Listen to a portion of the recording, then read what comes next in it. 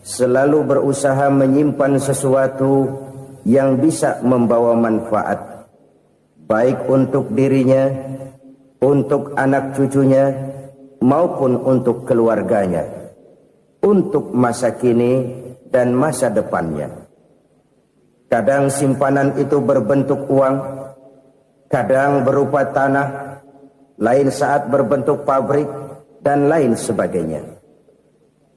Sementara masa depan yang paling pasti adalah akhirat.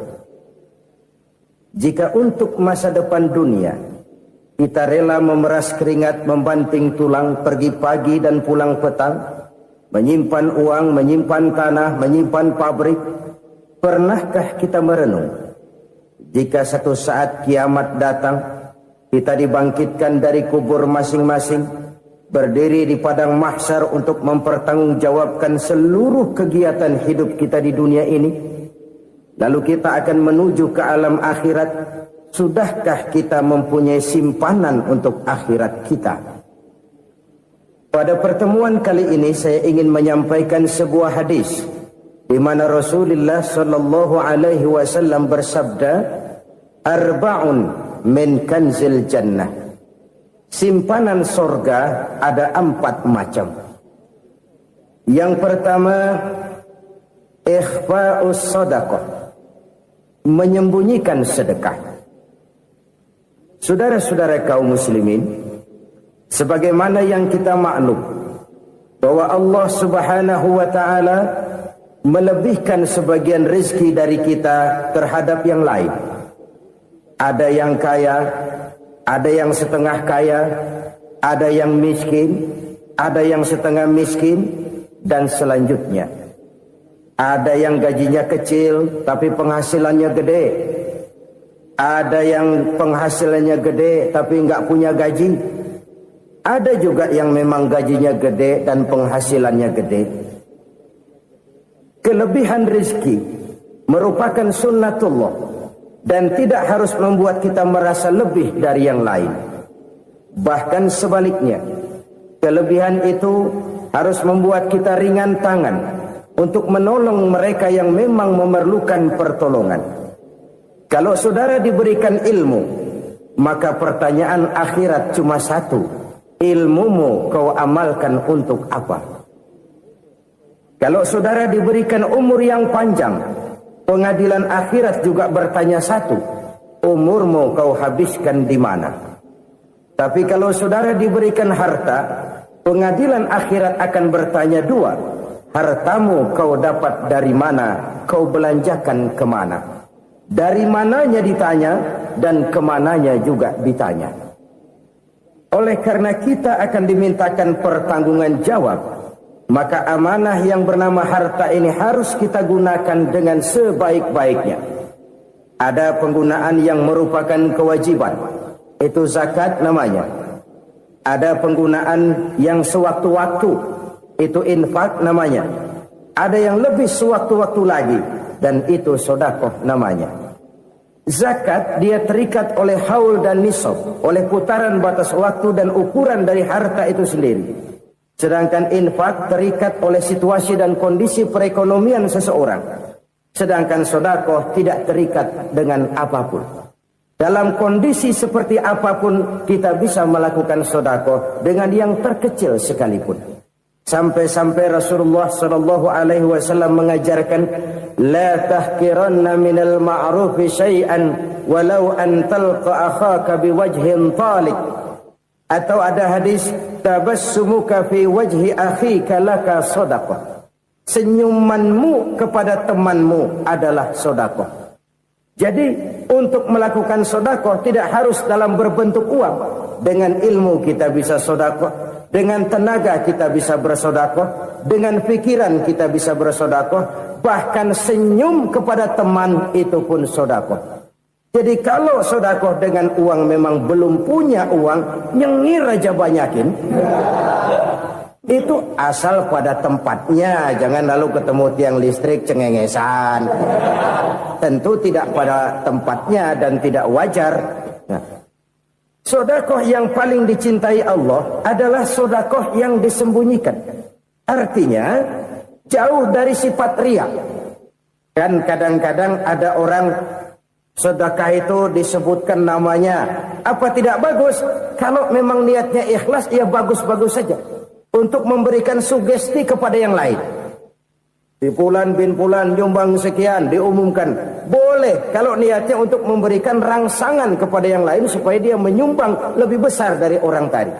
Tapi kalau itu mendatangkan riya, maka sedekah yang paling dicintai Allah adalah sedekah yang disembunyikan. Tangan kiri saja tidak tahu apa yang diberikan oleh tangan kanan.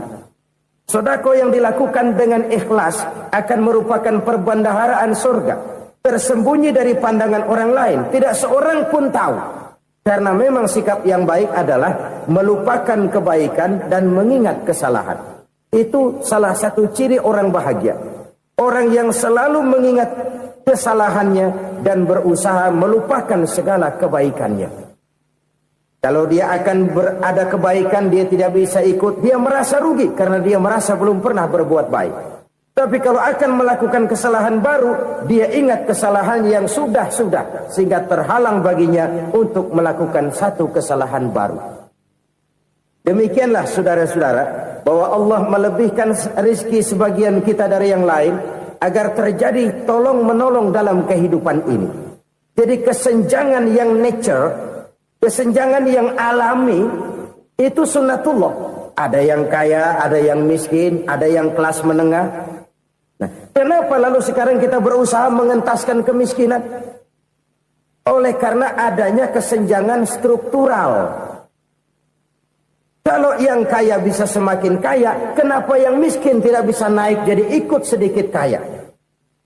Sebab pada dasarnya Islam adalah agama yang sejak turunnya sudah berupaya memerangi kemiskinan. Bahkan dikatakan kemiskinan itu mendekatkan kepada kekufuran. Orang kalau miskin udah dekat banget sama kafir. Gampang menjadi kafir. Berapa banyak saudara-saudara kita yang oleh karena soal perut, oleh karena soal materi, terpaksa meninggalkan dan menanggalkan akidahnya. Menjual petunjuk yang diberikan Allah dengan kesenangan dunia yang cuma sebentar ini. Na'udzubillah, thumma na'udzubillah. Jadi makin kita sembunyikan satu sedekah, semakin banyak perbendaharaan kita di surga. Sedekah yang paling dicintai Allah adalah sedekah yang disembunyikan.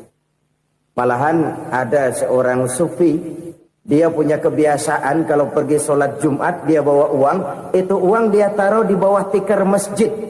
Dia niat sedekah kepada siapa saja yang nemuin itu duit.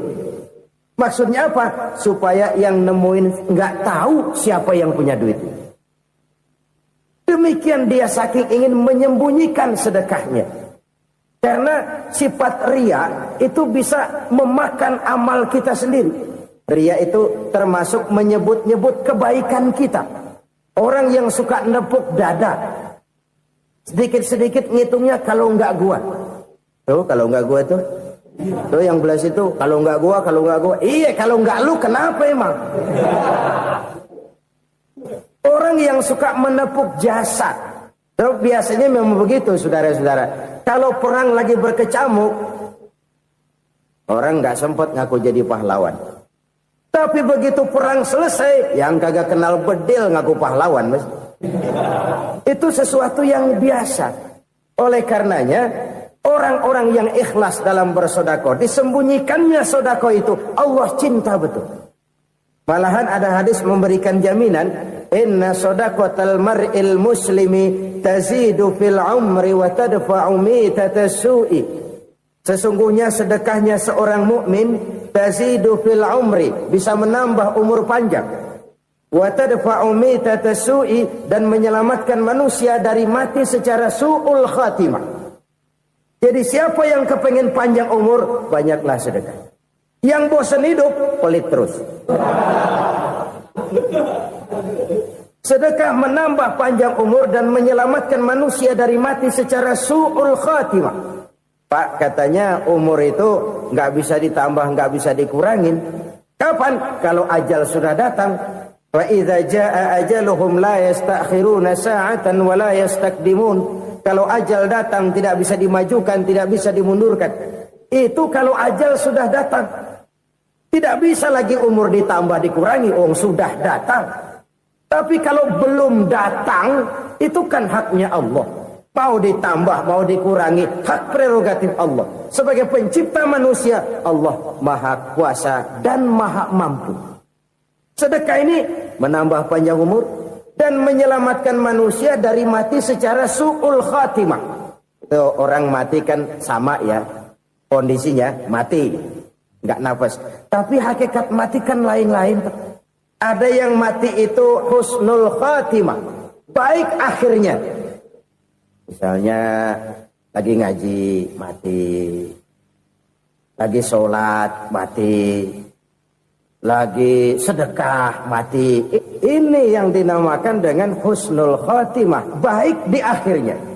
Sebaliknya ada yang su'ul khatimah, jelek di akhirnya. Ini yang jadi catatan akhir. Lagi nyekek botol, mampus. Lagi banting kartu, modar. Su'ul khatimah, jelek pada akhirnya. Sedekah menyelamatkan manusia dari mati secara su'ul khatimah. Dan kita semua kepengen mendapat husnul khatimah, jauh dari su'ul khatimah. Oleh sebab itu yang bisa menyelamatkan kita dari penyakit itu antara lain adalah sedekah yang disembunyikan. Yang dikerjakan dengan ikhlas karena Allah. Tidak karena kepengen dipuji orang, tidak karena ingin dikatakan orang pemurah, sebab orang dermawan itu orang yang memberi tanpa harus diminta. Kalau masih harus diminta, ya belum dermawan namanya, masih harus diminta. Kalau nggak diminta ya tulus, lolos, polos. Saudara-saudara kaum muslimin rahimakumullah. Harta adalah amanat dan akan kita pertanggungjawabkan. Allah melebihkan rizki sebagian kita dari yang lain agar kita saling tolong menolong, bantu membantu. Nabi janjikan siapa yang meringankan beban saudaranya muslim di dunia, Allah akan meringankan bebannya di akhirat nanti. Sebuah jaminan dari baginda Nabi. Si orang yang kita bantu barangkali tidak bisa membalas, Allah yang akan membalas lewat jalan lain yang tidak pernah kita sangka-sangka. Ada orang tanya, Pak, ini ada orang nyumbang masjid sambil marah-marah, bagaimana? Saya bilang sumbangannya aja ambil, marahnya jangan. Marahnya jangan diambil, itu urusan dia. Saudara-saudara kaum muslimin rahimakumullah. Umat Islam ini kan umat yang punya potensi besar. Kadang kita merenung, kenapa kadang-kadang pembangunan masjid kok lambat sekali? Kalau hotel hari ini peletakan pertama, bulan depan peresmian. Supermarket hari ini peletakan batu pertama, minggu depan peresmian. Tapi kalau sudah yang namanya masjid, kadang-kadang peletakan batu pertama sekaligus jadi batu terakhir. 3 tahun, 4 tahun, campur nebar jalak di jalanan. Duit dijaring kayak ikan sepat. Apa tidak ada orang Islam yang kaya? Banyak. Apa tidak ada pengusaha muslim yang jadi konglomerat? Ada. Lalu yang belum banyak itu yang komit terhadap nilai-nilai agamanya. Akhirnya kita jatuh jadi umat yang lemah. Belum ada pengusaha konglomerat muslim buka pabrik supermi cap beduk misalnya umpamanya atau pabrik kecap cap sorban supaya identitas keislamannya sedikit kelihatan. Kita jatuh jadi umat yang lemah karena potensi tidak terinventarisir dengan baik. Kita ini ibarat kompor yang cuma matengin nasi orang lain. Potensi kita dimanfaatkan oleh orang lain. Ukhuwah Islamiyah kita baru terbatas kepada silaturahmi. Ukhuwah di bidang ekonomi kita lemah. Ukhuwah di bidang kebudayaan kita lemah. Apalagi ukhuwah di bidang politik kita lebih rapuh lagi. Padahal ukhuwah itu adalah totalitas kehidupan manusia. Menyangkut ipolek sosbud. Memerlukan nilai-nilai ukhuwah. Jadi oleh karena itu mari kita menyadari. Di dalam harta kita, walaupun kita yang cari, pergi pagi, pulang sore, peras keringat, banting tulang, di sana ada harta anak yatim. Di sana ada hak masjid. Di sana ada hak pesantren, di sana ada hak jihad. Berbahagialah seseorang apabila dia oleh Allah dijadikan keran. Keran itu menyimpan air, tapi tidak untuk dirinya, tapi disalurkannya kepada mereka yang memang memerlukannya. Saudara-saudara kaum muslimin rahimakumullah, ini yang pertama. Jadi perbendaharaan surga adalah menyembunyikan sedekah. Orang lain nggak tahu, kita pun nggak pernah ngitung-ngitung. Kita anggap lewat begitu saja, padahal itu deposit akhirat. Satu. Yang kedua, perbendaharaan surga itu apa? Wa kitmanul musibah, menyembunyikan kesulitan. Kadang orang takut menghadapi kesulitan. Tapi makin kita merenung, hidup ini kan sebenarnya urusan. Takut sama urusan, ya jangan hidup. Tandanya orang hidup itu kalau punya urusan. Urusan melupakan problem. Problem sering menimbulkan kesulitan. Kesulitan bukan untuk ditakuti, tapi untuk diatasi dan dicarikan jalan keluarnya. Siapa sih orangnya yang gak pernah sulit-sulit? Makin tinggi status sosialnya, makin gede urusannya. Makin tinggi kualitas imannya, makin berat tingkat kesulitannya. Cuma memang yang namanya enak itu seperti pelangi. Biang lala itu nggak pernah di atas kepala kita, di atas kepala orang melulu. Lo sih enak lo, kata kita. Dia juga bilang yang enak kan lo. Pelangi itu nggak pernah di atas kepala kita. Kata tukang beca, aduh enak ya naik Mercy. Kata tukang beca, apa yang di dalam mobil Mercy? Aduh enak bener tukang beca, di jok ngeringkuk ngorok pulas bener. Saya kamar pakai AC sejuk, tempat tidur sutra empuk, alga spring bed, gula kulik nggak bisa pulas kalau belum minum Valium, belum tidur. Enak bener tukang beca, di jok ngorok nggak tahu wetan kulon. Si tukang beca bilang yang di Mercy enak, yang di Mercy bilang tukang beca enak. Inilah enak. Nggak pernah di atas kepala kita, di atas kepala orang lain melulu enak itu. Nah, saudara-saudara, yang merupakan perbendaharaan surga itu orang yang bisa menyembunyikan kesulitan, baik pribadi ataupun rumah tangga. Nih terutama rumah tangga yang jadi soalnya. Kadang-kadang kita ini kalau senang, sebaliknya kalau senang kita diam, kalem aja, cuek. Banyak banget duit kita, bawaan diam aja udah. Malah ketemu orang takut. Tapi begitu susah, sekampung tahu. Padahal Nabi mengajarkan perbendaharaan surga itu menyembunyikan musibah, menyembunyikan kesulitan. Kalau enak, cerita sama orang-orang. Kalau nggak enak, rasain sendiri, tekan sendiri, atasin sendiri. Kita kan sebaliknya. Senang kita diam. Asal lagi susah, paling tidak kita nyari teman buat cerita kesusahan. Siapa orangnya yang nggak pernah susah? Cuma soalnya bagaimana kita mengatasi kesusahan itu sendiri. Begitu juga misalnya kalau orang sudah berumah tangga, itu orang tuanya harus menjadi tempat dia cerita yang enak-enak saja. Yang nggak enak rasain berdua, selesaikan berdua, atasin berdua. Jangan dibalik. Asal senang diam, giliran susah saja. Maknya laporan. Terbalik. Bisa menjaga security informasi. Maka nama bayam keluar diam. Malah seluitan. Enak amat lo makan daging ayam. Security informasi. Saudara-saudara kaum muslimin rahimakumullah. Ujian yang terberat itu yang pernah diberikan kepada para nabi, para rasul, para aulia, para ulama. Makin tinggi keimanan, makin berat bentuk kesulitan. Ayo saya kemukakan satu contoh saja. Ada seorang nabi yang kaya, nabi kaya, namanya Nabi Ayub. Iblis kalau orang begini kan teki, ibadahnya rajin, kaya. Nih yang kayak begini susah digodain. Kalau ibadahnya rajin, miskin, kali bisa disogok. Sini imannya mantap, ibadahnya rajin, kaya, nabi lagi. Oh, tapi namanya iblis nggak kurang akal. Laporan, Tuhan, kenapa Les? Ya ini bahasa saya, bahasa Qurannya sih nggak gitu. Itu hambamu yang namanya Ayub, dia rajin ibadah cuma karena dikasih kaya aja. Coba kasih miskin dia, berhenti dia sembahyang. Ah, kamu bisa aja. Saya tahu Ayub itu hambaku yang ikhlas.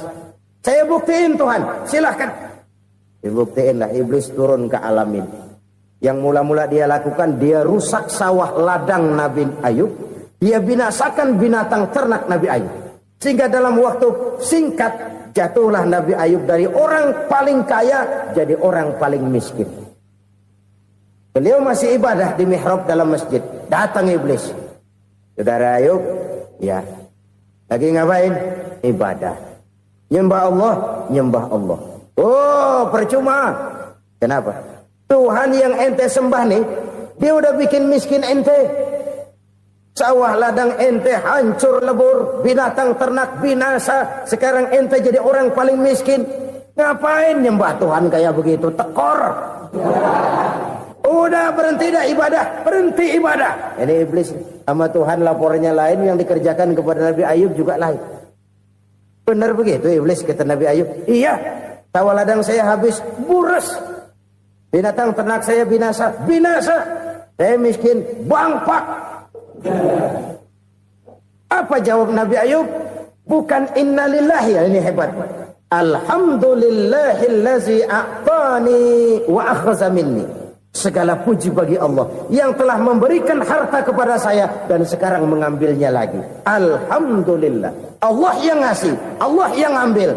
Itu mah urusan Allah. Iblis cuman ibadah jalan terus, sujud lagi Nabi Ayub.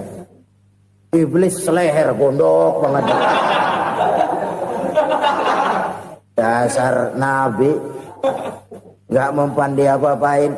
Miskin malah alhamdulillah. Allah yang ngasih, Allah yang ambil. Jadi kalau kita tidak komit, kita tidak terikat kepada kaya, miskin, senang, susah, apa yang bisa bikin kita susah? Jadikan kekayaan, kemiskinan, jadikan senang, susah sebagai anak buah yang bisa kita atur. Jangan kekayaan ngatur kita, jangan kemiskinan ngatur kita. Kita yang harus mengatur mereka.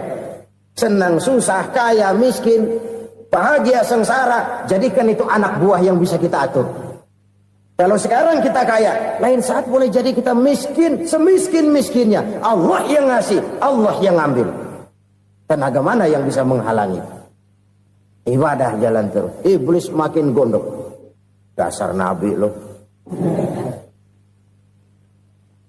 Akhirnya apa? Nabi Ayub dikerjain, diberikan penyakit. Demikian fatal penyakitnya.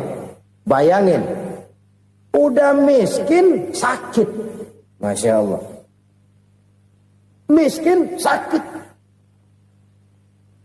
Sakitnya nggak lama, kira-kira 16 tahun. Istrinya 3, 2 mental minta ceraiin.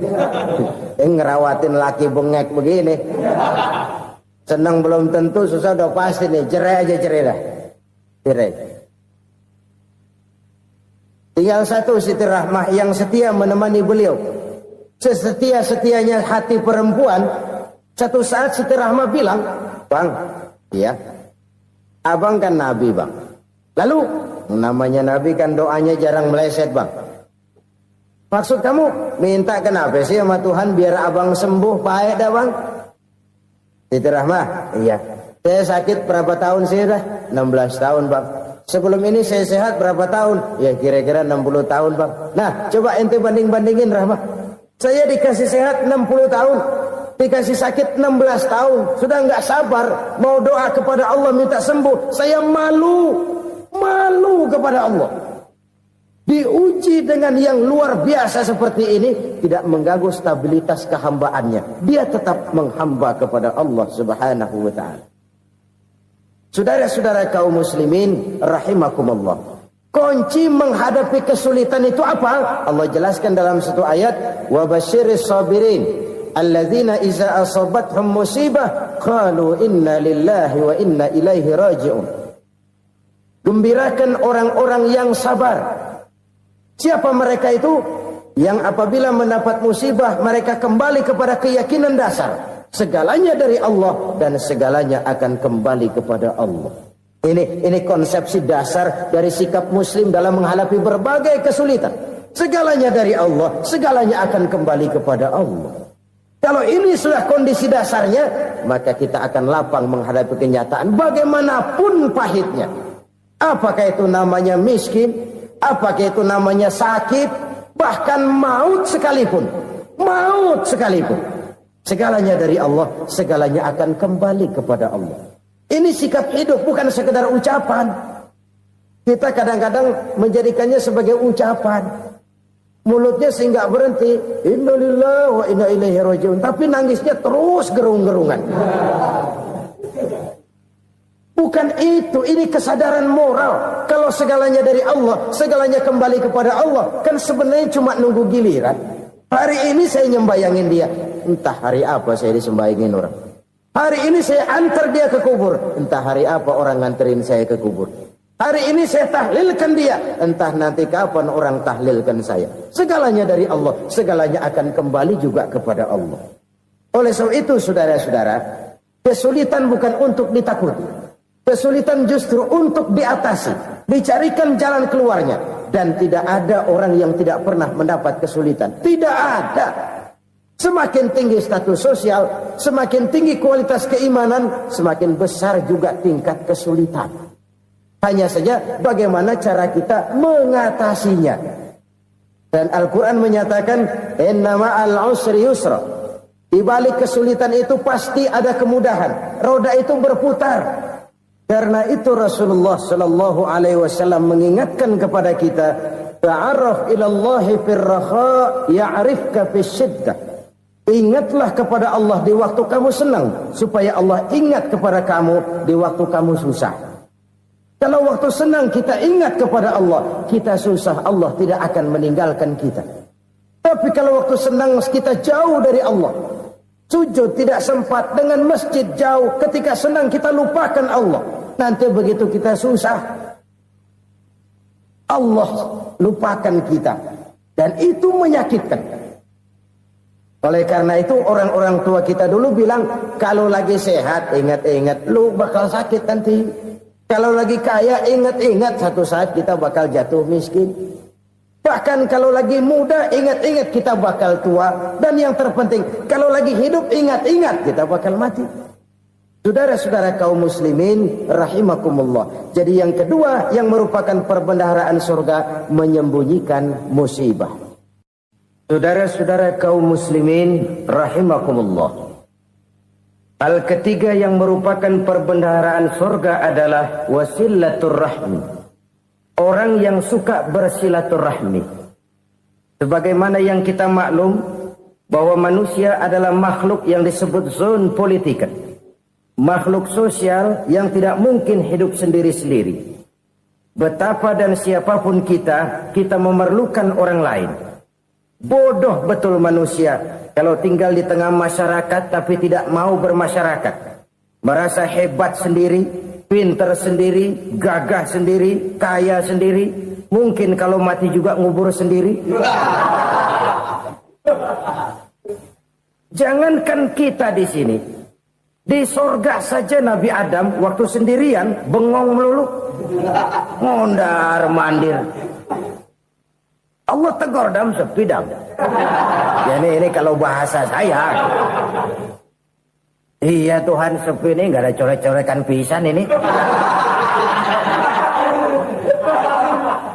Diciptakan Siti Hawa baru anteng Nabi Adam. Itu di surga. Cobalah. Umpamanya saudara tinggal di Jakarta nih. Kayak bener. Apaan aja di Jakarta punya saudara dah. Jembatan Semanggi ambil. Monas, Buntel bawa pulang. Hotel-hotel ambil semua. Cuman tinggal di Jakarta sendirian, apa enaknya? Betapa dan siapapun kita perlu orang lain. Tidak ada seorang pun yang bisa memenuhi kebutuhan hidupnya secara sendiri-sendiri. Nah, Islam telah menyelamatkan manusia dari ras diskriminasi. Mengikat manusia dengan persaudaraan yang berlandaskan kepada akidah. Karena itu dianjurkan bersilaturahmi. Bahkan Nabi menyatakan, man arada ayyubsata lahu fi rizqihi wa yunsa'a fi atharihi falyasil rahimah. Siapa yang kepengen diluaskan rezekinya dan dipanjangkan usianya, banyaklah ia bersilaturahmi. Siapa yang kepengen dimudahkan rezekinya, hendaknya ia banyak bersilaturahmi. Kalau banyak teman, kesulitan kan paling tidak ada tempat cerita. Udah susah, sendirian kita pikirin diri, nggak ada tempat tukar pikiran. Cepet banget sama bengek. Dilawan sendiri. Nah, secara makro kita bisa berkata, tidak mungkin ada kemenangan kalau tidak ada kekuatan. Tidak ada kekuatan kalau tidak ada kesatuan dan persatuan. Tidak mungkin ada kesatuan dan persatuan tanpa semangat silaturahmi. Kalau umat Islam mau menang, dia harus kuat. Kalau umat Islam mau kuat, dia harus bersatu. Kalau umat Islam mau bersatu, dia harus membudayakan silaturahmi ini. Bahkan sampai-sampai kata Nabi, kalau bisa cari nilai tambah. Apa? Silman qata'at. Bersilaturahmilah kau kepada orang yang marah denganmu. Masya Allah, indahnya ajaran agama kita. Orang yang marah pun kepada kita, kata Nabi, kalau bisa bersilaturahmilah kepadanya, kepada orang yang marah itu. Di situ nilai tambah. Cuman jujur nih hadis, ngucapinnya gampang, ngamalinnya yang berat banget. Orang marah sama kita, kita disuruh silaturahmi. Ada apa malu? Lu marah, ada gue marahan lagi. Tunggu pikirin. Saudara-saudara kaum muslimin rahimakumullah. Tapi ini yang diajarkan, bahkan ini yang dicontohkan oleh baginda Rasul. Bagaimana begitu mudah, misalnya satu saat Abu Jahal ini ngatur strategi bagaimana bikin Muhammad celaka. Dia gali lubang di depan tempat tidurnya. Dia tutupin daun korma. Terus dia panggil seseorang, ke sini. Kasih tahu Muhammad, pamannya sakit keras, minta ditengokin. Berangkat orang ini ke sana. Muhammad, labbaik. Pamanmu sakit keras, dia minta ditengokin. Baik, saya akan datang menjenguk beliau. Berangkatlah Nabi ke rumah Abu Jahal tanpa prasangka apapun. Abu Jahal udah pasang setil, selimut 3 rangkap setengah dia pakai. Persis kayak orang meriang. Tapi sembari ngintip dari balik selimut. Begitu Muhammad buka pintu, nah masuk perangkap nih. Muhammad jalan menuju tempat pembaringan.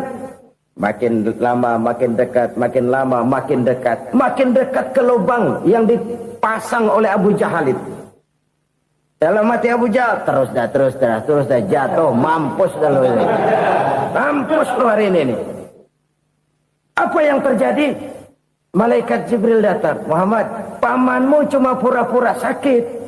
Di depan tempat tidurnya ada lubang perangkap supaya kamu jatuh ke situ. Sudah, kamu pulang. Balik kanan Nabi. Sudah hampir jatuh ke lubang, balik kanan, pulang. Bayangin kecewanya Abu Jahal. Muhammad dikit lagi. Enggak paman, saya pulang aja. Emosi bangun dari tempat tidur, enggak sadar kalau lagi pura-pura sakit. Lompat ngejar Nabi, dia lupa dengan lubang yang dia gali. Usrak, nyemplung sendiri ke dalam lubang.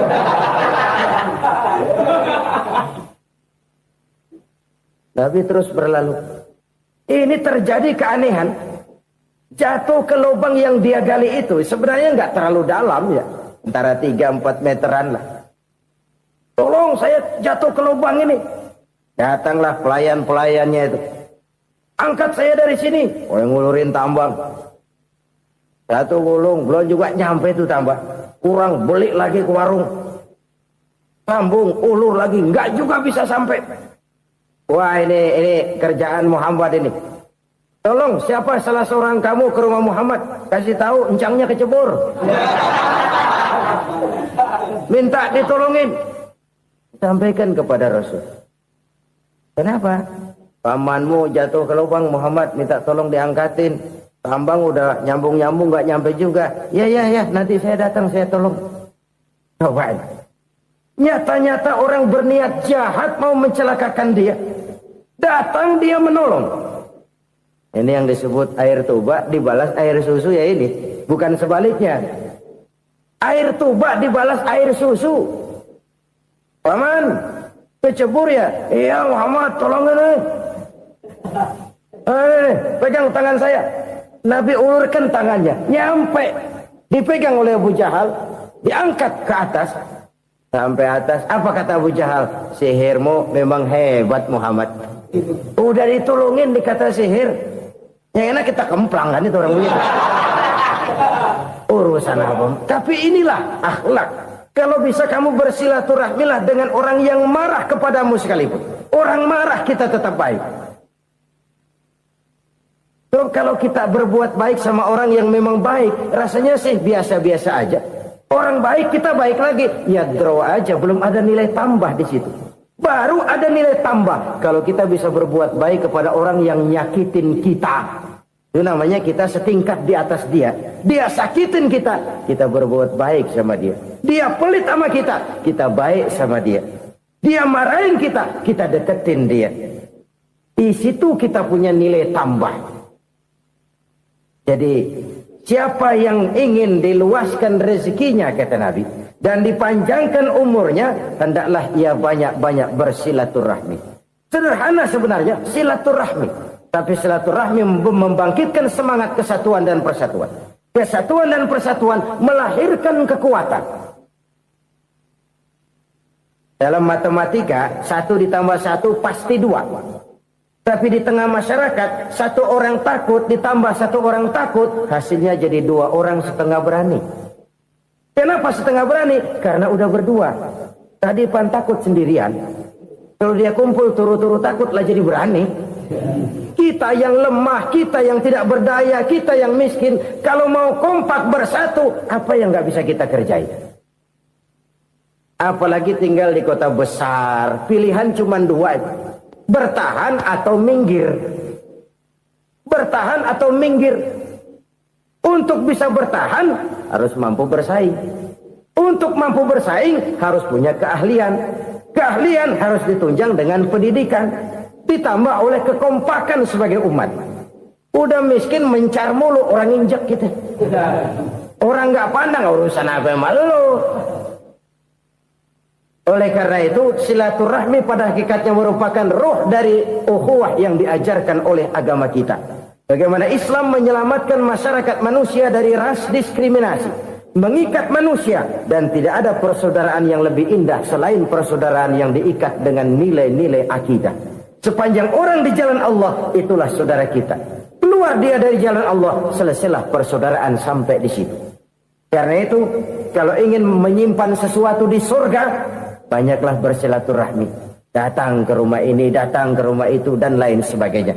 Itu simpanan kita di akhirat nanti. Ini yang ketiga. Saudara-saudara, yang keempat, perbendaharaan surga itu apa? Wa qawlu la hawla wa la quwwata illa billah.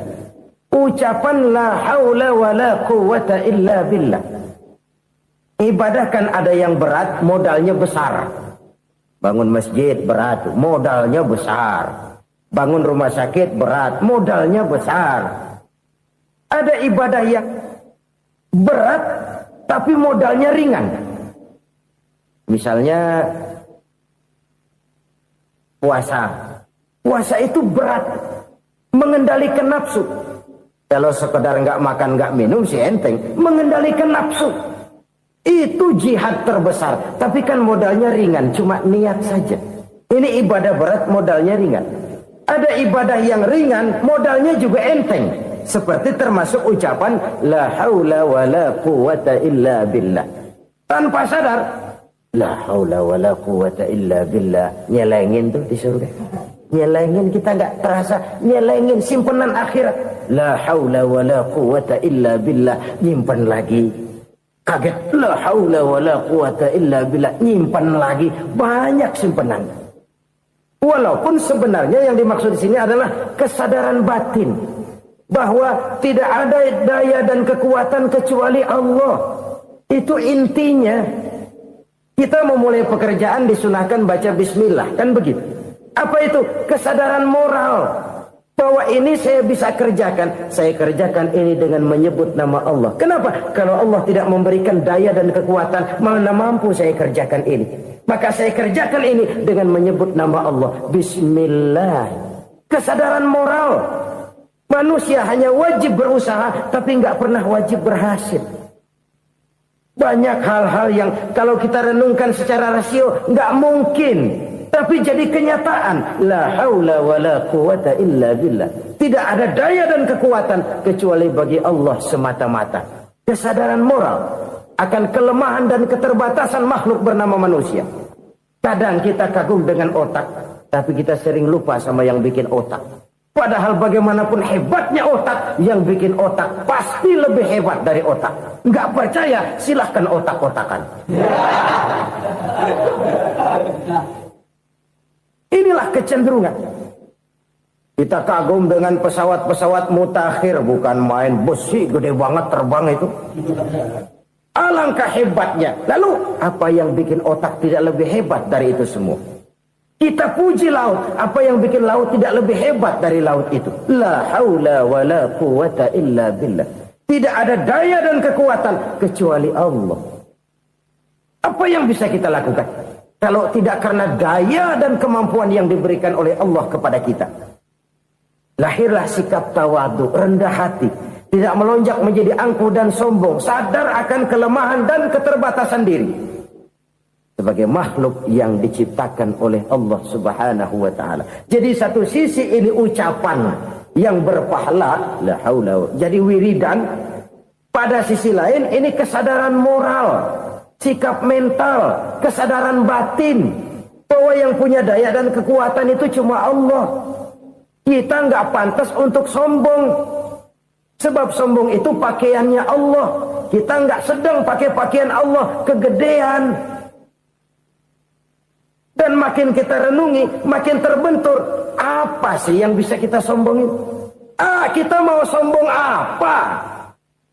Kaya, pintar, itu kan semua relatif. Di atas langit masih ada langit lagi. Jadi oleh karenanya, marilah kita menyadari. Manusia hanya wajib berusaha, tapi tidak pernah wajib berhasil. Yang berusaha saja tidak wajib berhasil, apalagi yang tidak berusaha. Islam bukan agama orang pemalas yang selesai sholat lalu endelohom, nggelenggem ayem-ayem. Tapi Islam bukan agama orang sombong yang setelah berusaha lalu tidak memerlukan Allah. Kita bisa saja bikin proyeksi, tahun sekian kita bakal panen besar menurut perhitungan otak. Tapi ada kejadian lain. Apa? Tikus ngambek. Habis itu dimakanin tikus, panen gagal. Proyeksi rasional gagal oleh tikus-tikus yang ngambek itu. Bisa saja terjadi. Tahun depan kita panen besar. Urung. Kenapa? Musim panas panjang. Dan sekarang ini koran-koran bikin berita musim mengalami penyelewengan. Bukan cuma manusia yang nyeleweng sekarang. Musim pakai nyeleweng. Mestinya kan musim hujan udah selesai. Masih hujan-hujan juga. Musim. Nah sekarang kita boleh bikin proyeksi. Kita bakal panen besar. Tahu-tahu musim panas panjang. Sawah retak, air kering. Cari teknokrat yang paling botak. Suruh pendekin tuh musim panas.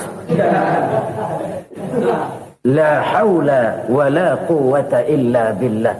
Inilah kesadaran moral. Saudara, saya teringat satu saat ada seorang konglomerat. Umurnya ya kira-kira 70-an. Suatu saat dia ditanya oleh wartawan, "Pak, umur Bapak berapa sih?" "Ya paling 10 tahun." 10 tahun? 10 tahun?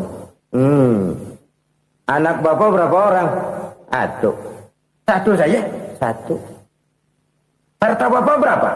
Ya paling-paling bangsa 7 juta kali. 7 juta? Iya. Pak, kenapa Bapak bohongi saya? Bapak punya buku biografi. Koran-koran, majalah-majalah banyak memuat cerita riwayat hidup Bapak. Saya tahu umur Bapak 70. Kenapa bilang cuma 7 tahun? Saya tahu anak Bapak 8. Kenapa cuma bilang 1?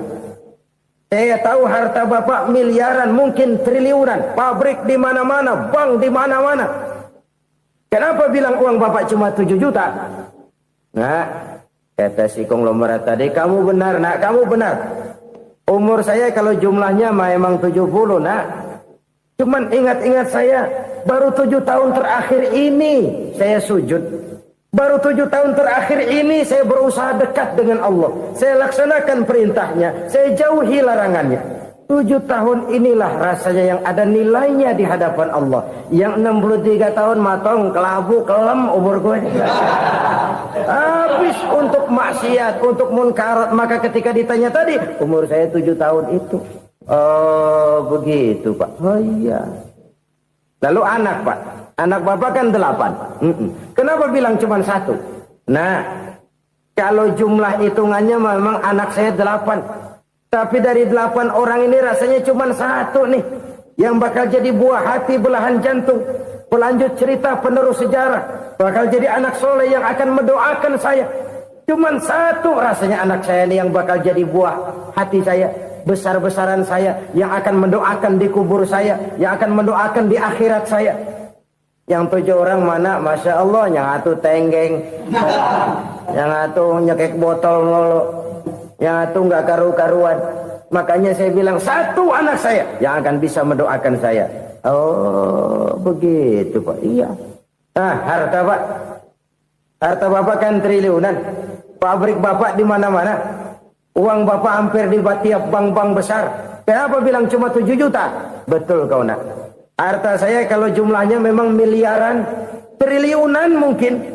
Tapi yang saya ingat baru 7 juta tuh yang saya belanjakan di jalan Allah. Saya nyumbang masjid, saya santuni yatim piatu, saya bantu pembangunan pesantren, saya bantu pembangunan rumah sakit Islam. Itu yang akan saya bawa pulang ke akhirat, yang 7 juta itu. Yang triliunan itu nanti akan diperebutkan oleh anak-anak saya sebagai waris saya. Jadi harta saya 7 juta itu yang bakal nemenin saya di akhirat. Yang akan saya bawa pulang jadi teman saya. Saudara-saudara kaum muslimin, jangan-jangan orang tua itu adalah kita-kita ini. Jangan-jangan kita-kita ini adalah orang tua itu. Jangan-jangan itu potret dari diri kita masing-masing. Dari sekian umur yang diberikan Allah, berapa tahun yang ada nilainya di hadapan Allah. Dari sekian anak-anak yang merupakan amanah, berapa yang akan mendoakan kita sebagai orang tuanya menjadi anak soleh. Dari sekian banyak harta yang diberikan Allah, berapa yang akan kita bawa pulang menghadapnya nanti, yang kita belanjakan di jalan Allah. Ini sebuah potret kehidupan. Karena itu kita kembali kepada la haula wa la quwwata illa billah. Kita wajib berusaha, kita wajib berikhtiar. Selebihnya, segala daya dan kekuatan hanya milik Allah saja semata-mata. Satu kesadaran batin dari setiap pribadi muslim. Setelah ia berusaha dan berikhtiar, ia menyerahkannya kepada Allah Subhanahu wa ta'ala. Jadi, satu sisi ini merupakan wiridan ucapan yang mengandung pahala. Pada sisi lain, ini merupakan sikap batin dari seorang muslim di dalam ia menghadapi realitas kehidupan ini. Saudara-saudara kaum muslimin, rahimakumullah. Kalau ini kita jadikan satu basis kehidupan, maka ini akan menyelamatkan manusia dari kemungkinan tergelincir menjadi orang yang lupa diri dan lupa darat. Sebab itu Imamul Ghazali berpesan, jadidis safinah fa innal bahra amiq wa khuziz zad fa inna safara ba'id wa khaffifil hamla fa innal hamla sadid. Perbarui selalu kapalmu karena lautan sangat dalam. Bawa bekal yang banyak karena perjalanan ini sangat jauh. Ringankan beban karena kebanyakan beban akan menyakitkan. Alangkah indah kalimat ini, alangkah dalam makna yang terkandung di sana. Perbarui selalu kapalmu karena lautan sangat dalam. Apa artinya ini?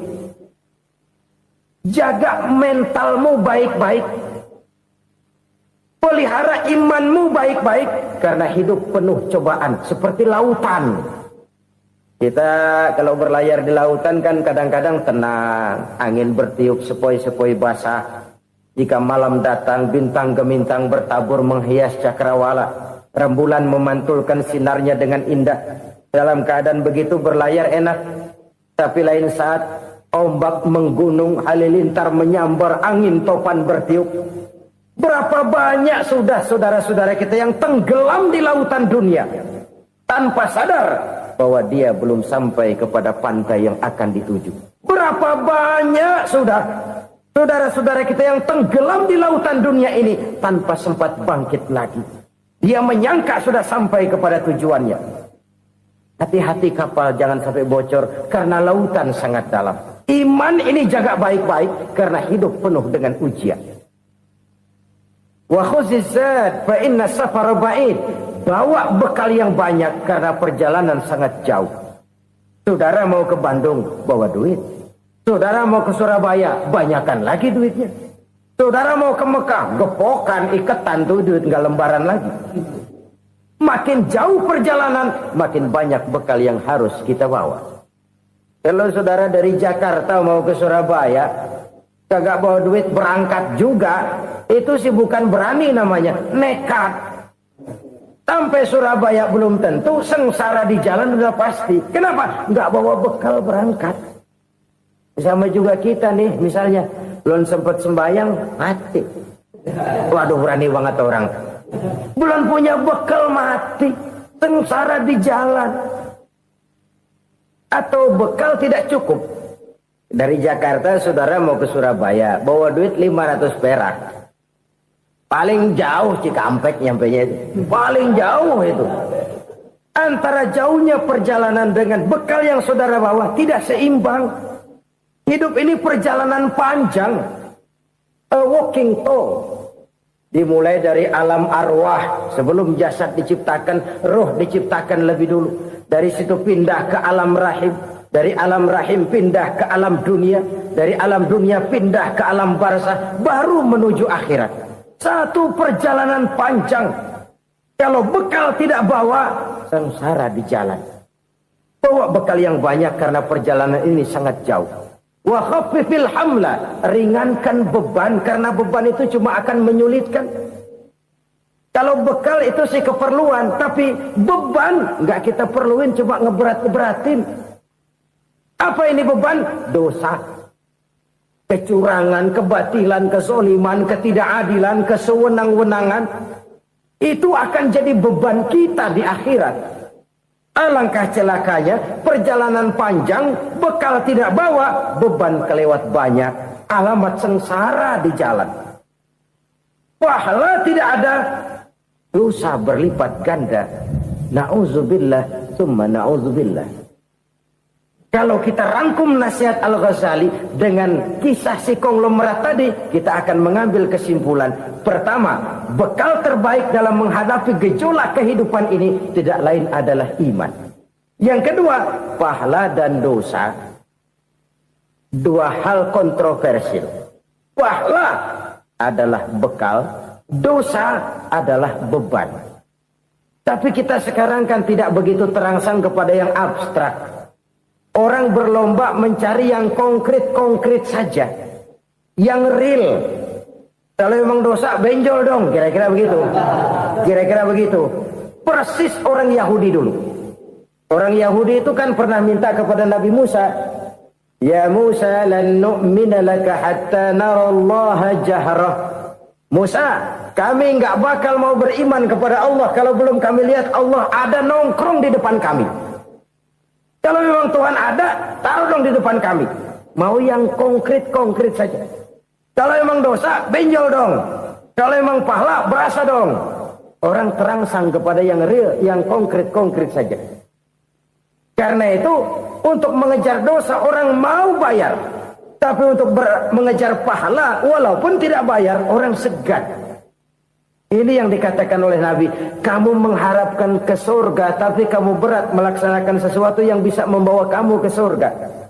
Kamu ingin jauh dari neraka, tapi tiap saat kamu lakukan perbuatan-perbuatan yang justru menjerumuskan kamu ke neraka. Idda'aitum an-najata minan nar wa ramaitum fiha anfusakum. Kamu ingin selamat dari neraka, tapi kamu lemparkan diri kamu ke neraka. Kamu ingin masuk surga, tapi berat sekali kamu melakukan perbuatan-perbuatan yang bisa menyampaikan kamu di surga. Saudara-saudara kaum muslimin rahimakumullah. Jadi hal keempat yang merupakan perbendaharaan surga adalah la haula wa la quwwata illa billah. Satu sisi ini merupakan ucapan yang memperberat timbangan akhirat. Pada sisi lain ini merupakan sikap hidup seorang muslim. Kesadaran batin yang sangat dalam bahwa tidak ada daya dan kekuatan kecuali Allah. Dan itu kita simbolkan pada saat memulai pekerjaan dengan Bismillah. Dengan menyebut nama Allah. Satu kesadaran moral. Saya hanya bisa melakukan ini karena diberikan daya dan kekuatan oleh Allah. Lahirlah sikap tawadu, rendah hati, tidak melonjak menjadi angkuh dan sombong. Saudara-saudara, sampai sini dulu jumpa kita kali ini. Semoga 4 perbendaharaan surga ini dapat kita lakukan, yang kelak akan merupakan bekal kita di kemudian hari nanti. Amin ya rabbal alamin. Bapak-bapak, ibu-ibu, saudara-saudara kaum muslimin rahimakumullah. Di dalam kehidupan kita sebagai seorang muslim, minimal 5 kali dalam sehari semalam kita mendengar seruan untuk mendirikan solat yang disebut azan. Ada kalimat menarik di dalam kalimat azan itu, yakni seruan hayya 'alal falah, marilah menuju kepada keberuntungan, marilah meraih kemenangan. Seruan ini adalah kecenderungan dari setiap manusia, apapun warna kulitnya. Artinya, setiap orang dalam hidup selalu ingin meraih dan mencari kemenangan. Kemenangan akan melahirkan kepuasan batin, dan kepuasan batin memberikan kebahagiaan. Sedangkan kekalahan melahirkan penderitaan batin, dan penderitaan batin menjerumuskan seseorang di dalam berbagai bentuk kerugian. Jikalau inilah seruan azan, maka masalahnya ialah apa yang menyebabkan kita meraih kemenangan. Al-Quranul Karim memberikan tuntunan dan ajaran kepada kita bahwa orang-orang yang memperoleh kemenangan itu tidak lain adalah orang-orang yang bertakwa. Hanyalah mereka yang bertakwa kepada Allah Subhanahu wa ta'ala pada akhirnya akan tampil sebagai pemenang. Lalu siapa orang yang bertakwa itu? Dijelaskan dalam awal-awal Al-Baqarah, orang yang bertakwa yang akan meraih kemenangan. Pertama, allazina yu'minuna bil ghaib, yaitu orang-orang yang beriman kepada yang gaib. Percaya bahwa ada alam yang gaib, alam yang abstrak, alam yang tidak bisa dijangkau oleh salah satu daripada panca indera kita. Mereka percaya dan beriman kepada adanya malaikat, beriman kepada adanya iblis dan jin, beriman kepada adanya alam kubur, beriman kepada adanya alam mahsyar, beriman kepada adanya alam akhirat, beriman kepada adanya surga dan neraka. Beriman bukan cuma sekedar beriman dalam ucapan bibir saja, tetapi beriman yang nilai iman itu mampu mewarnai gerak dan gaya hidupnya. Iman yang meresap sampai ke tulang sumsum, kemudian memberikan dampak positif di dalam kehidupan manusia. Alam, kita tahu, adalah sesuatu yang selain Allah, dan Allah bukanlah alam. Apapun namanya selain daripada Allah, itu adalah alam. Alam pada hakikatnya terbagi menjadi 2. Ada alam syahadah, alam nyata, alam konkret, alam yang bisa dijangkau oleh salah satu indera kita.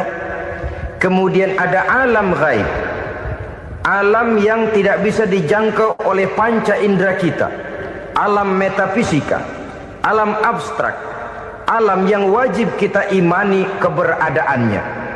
Kita percaya bahwa malaikat itu ada. Kita percaya kepada jin, bahwa jin itu ada. Kita percaya kepada adanya iblis dan setan. Bukan percaya kepada iblis dan setannya, percaya bahwa iblis dan setan itu ada. Itu termasuk salah satu daripada sifat orang yang bertakwa kepada Allah. Saudara-saudara kaum muslimin rahimakumullah, kecenderungan pembangunan yang lebih bersifat materialistis biasanya menggeser aspek kehidupan rohani. Orang berpikir empiri, dan dalam pola pikir yang demikian maka alam gaib tidak lagi mendapat perhatian. Aspek kehidupan yang bersifat rohaniah malah mulai ditinggalkan. Akibatnya terjadilah kepincangan di dalam kehidupan kita. Pernah ada satu pengalaman pribadi dalam perjalanan kembali ke tanah air. Dalam pesawat di sebelah kanan saya duduklah seorang Jerman namanya Heiner Simonsen. Iseng saya ajak kenalan, saya ajak ngobrol, saya tanya dia. Saya bilang, Mas Heiner ini, kalau pesawat yang kita tumpangi ini jatuh ke bawah, kira-kira apa yang bakal terjadi, Mas? Dia bilang, kita semua akan mati. Begitu? Iya. Oke. Apa itu mati? Tanya saya. Dia bilang, untuk tahu apa itu mati, kita harus tahu lebih dahulu apa itu hidup. Saya pikir nih bule bisa ngomong juga. Baiklah kata saya. Apa hidup menurut Anda itu? Oh, hidup itu dia bilang, kalau seluruh anggota badan kita bekerja secara normal, paru-paru memompa darah secara normal, jantung berdetak secara normal, sel-sel tubuh bekerja secara fit, dan organisme tubuh hanya mau bekerja secara normal, dia bilang, kalau kita memberi makan yang cukup, menu yang teratur, dan gizi yang lengkap. Saya bilang, kesimpulannya apa, Ner? Dia jawab, hidup adalah dari tangan ke mulut. Life is from the hand to the mouth, kata dia. Hidup adalah dari tangan ke mulut. Jadi masalah hidup tidak lebih daripada masalah isi perut. Orang pergi pagi, pulang sore, peras keringat, banting tulang, perut yang dibelain. Saya bilang, you are wrong. Sampean salah, Ner. Kamu orang Islam bukan? Bukan. Pantas. Kenapa saya salah? Dia bilang, ya jelas salah. Salahnya di mana? Kamu ini manusia. Kalau hidup cuma dari tangan ke mulut, saya bilang, kambing di kampung saya juga begitu pikirannya, Ner. Itu kambing di kampung saya, asal perutnya kenyang, sudah hidup dia. Perkara besok bagaimana, lusa prospeknya macam mana, bulan depan ada apa, kambing nggak pernah mikir. Di kampung saya kambing juga pikirannya begitu. Kamu Kristen ya? Tadinya. Loh kok tadinya, lalu apa sekarang kamu ini? Dia bilang, sekarang saya netral. Saya tidak beragama, tapi saya percaya kepada Tuhan sebagai pencipta alam. Saya ingat benar dia bilang, I haven't any religious, but I believe to God as the creator of the world. Kenapa bisa netral begitu, Ner? Habis saya bingung katanya. Islam bilang Islam baik, Kristen bilang Kristen baik, Hindu Buddha bilang Hindu Buddha baik, semua agama baik. Saya netral sekalian, nggak beragama. Yang penting saya percaya kepada Tuhan. Saya bilang, Ner, kamu ini kayak orang mau beli celana, lalu bingung. Yang satu bilang Levi's bagus, yang satu bilang Blue Jean hebat, yang satu bilang Wool England hebat. Celana ini hebat, celana itu bagus, celana ini hebat. Semua celana bagus, kamu bingung. Akhirnya netral, tidak pakai celana. Itu juga salah. Saya pikir-pikir, kemudian saya melihat bahwa dua pola berpikir Henner ini nampaknya sudah mulai menggejala di lingkungan masyarakat bangsa kita. Disadari atau tidak, secara jujur kita harus berkata, dua pola pemikiran Henner ini mulai berkembang di tengah masyarakat bangsa kita. Pertama, pola pikir materialisme. Hidup adalah dari tangan ke mulut. Masalah hidup tidak lebih masalah isi perut. Itu yang perlu dibela, dan disitulah arti kehidupan. Pergi pagi, pulang sore, peras keringat, banting tulang untuk mempertahankan perut. Kalau sudah kemari cara orang berpikir, maka buat apa percaya kepada yang gaib? Untuk apa sholat? Untuk apa puasa? Untuk apa zakat? Untuk apa menghadiri majelis taklim? Tanpa kepercayaan kepada yang gaib, hidup berjalan menurut alur empiris dan materialis. Kalau sudah ke sana cara orang berpikir, biasanya orang lalu cenderung menghalalkan segala cara. Hanyalah orang yang percaya bahwa akhirat ada. Hanyalah orang yang percaya bahwa alam kubur itu ada. Hanyalah orang yang percaya bahwa malaikat itu ada, hidupnya akan lebih terarah dan terkendali. Karena kepercayaan kepada yang gaib, yang merupakan fase daripada kehidupan setelah hidup yang sekarang ini, mewarnai gerak pribadi seseorang di dalam dia melakukan kegiatan hidupnya.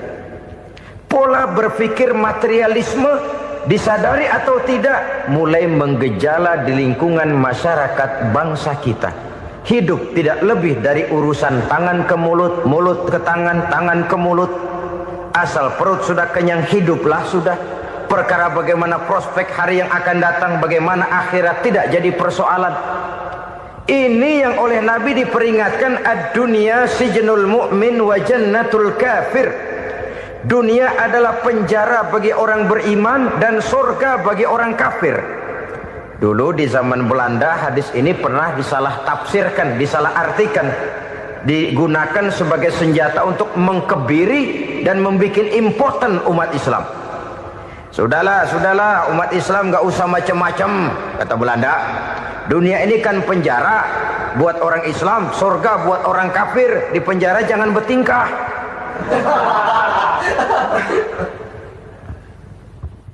Pengertiannya tidak begitu. Dunia adalah penjara bagi orang mukmin. Artinya dalam kehidupan dunia seorang mukmin tidak bebas memperturutkan hawa nafsunya. Di penjara hawa nafsunya itu. Sebaliknya surga bagi orang-orang kafir. Buat orang kafir surgalah dunia ini. Mereka bebas memperturutkan hawa nafsunya. Dilarang tidak terlarang, dicegah pun tidak tercegah. Mereka hidup menurut alur bisikan nafsu mereka sendiri. Kemudian bila ajal datang, maut merenggut nyawa, selesailah surganya sampai di situ. Maka bagi orang-orang yang tidak percaya kepada adanya akhirat, kepada adanya alam gaib, surganya sebatas umurnya. Sekali lagi, surganya sebatas umurnya. Bila umur selesai, ajal pun datang merenggut nyawa, selesailah sudah surganya sampai di situ. Alangkah pendeknya perjalanan orang-orang yang tidak percaya kepada alam gaib ini. Bagi kita mukmin, jikalau kita mampu memenjarakan hawa nafsu, kita bisa bahagia di dunia ini. Dan Islam memang tidak menyuruh kita sengsara di dunia.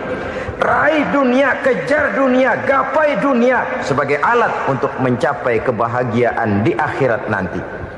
Hidup adalah satu perjalanan panjang yang terbentang sejak kita terlahir dari alam rahim sampai kepada alam akhirat nanti.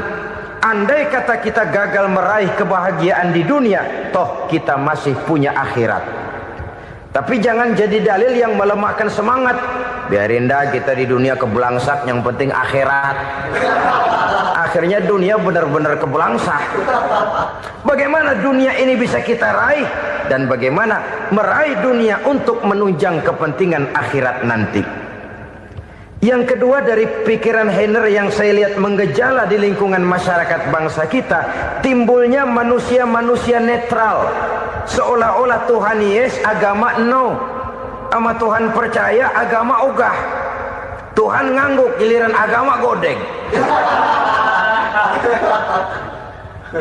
Padahal hampir dalam setiap ayat dalam Quran kata-kata amanu biasanya bergandeng dengan wa amilus shalihat.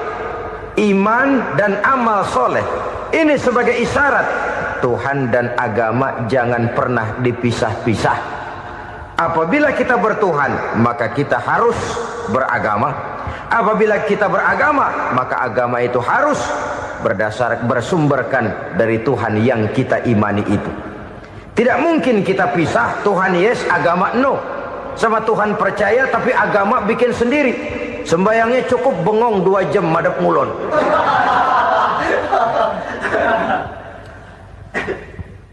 Saudara-saudara kaum muslimin rahimakumullah. Jadi dengan demikian, agama yang kita akui merupakan unsur mutlak di dalam pembangunan sekarang ini, merupakan bagian dari kehidupan yang menuntun kita bahwa di balik alam nyata ini, di balik alam syahadah ini ada alam gaib. Dan mudabbir, murabbi, yang mengatur, yang menguasai, yang memelihara baik dia alam nyata, baik dia alam gaib, tidak lain adalah Allah Subhanahu wa ta'ala. Di sana ada satu super power, satu maha kekuatan yang kita perlu bersandar kepadanya. Sebagai makhluk nyata yang hidup di alam nyata, berbuatlah secara nyata sebagaimana harusnya kita berbuat. Karena Islam jelas bukan agamanya orang pemalas. Islam jelas bukan agamanya orang yang mengajarkan setelah selesai sholat boleh duduk, nggelenggem ayam-ayam, ndelohom, menghitung bintang di langit sambil menunggu keajaiban. Tidak. Islam adalah agama yang mengajarkan apabila sholat sudah selesai kamu kerjakan, bertebaranlah di permukaan bumi, cari karunia Tuhanmu. Jangan hidup berpangku tangan menunggu keajaiban. Karena hidup bukan undian. Jangan berharap untung besar tanpa mau peras keringat. Tapi di sebalik itu toh kita juga harus yakin bahwa di sisi usaha nyata yang kita lakukan ada satu super power, satu maha kekuatan gaib yang menentukan berhasil dan tidaknya usaha kita. Kepercayaan kepada hal semacam inilah yang mendorong kita untuk mempunyai sandaran vertikal, agar jikalau usaha ini berhasil kita tidak lupa diri dan lupa daratan. Jikalau usaha ini gagal kita tidak putus asa dan buruk sangka, tidak cupik pandangan dan sempit hati, tapi mampu melihat persoalan dengan kacamata putih sambil husnuzon kepada Allah Subhanahu wa ta'ala. Kita percaya malaikat itu ada. Ada yang namanya raqib dan atid, mengawasi gerak hidup kita sampai kepada gerak hati kita. Ini memberikan sugesti agar kita berhati-hati. Tidak sejengkal tanah pun kita bisa berlindung dari pengawasan raqib dan atid. Ada munkar nakir yang akan menyoal kita di alam kubur. Ada malaikat Malik, penjaga neraka. Ada malaikat Ridwan yang menjaga surga. Kita percaya kepada adanya jin. Kita percaya kepada adanya setan, iblis. Percaya kepada adanya, bukan mempercayai si setan, si iblis lalu menjadikannya sebagai teman. Tidak. Percaya bahwa mereka itu ada dan merupakan makhluk Allah yang gaib yang diciptakan Allah Azza wa Jalla. Kepercayaan kepada alam gaib memberikan motivasi terhadap gerak lahir manusia, sehingga dengan motivasi kepercayaan kepada yang gaib, gerak lahir jadi lebih terarah, jadi lebih terpelihara. Pernah seseorang bertanya, "Pak, apakah adanya akhirat bisa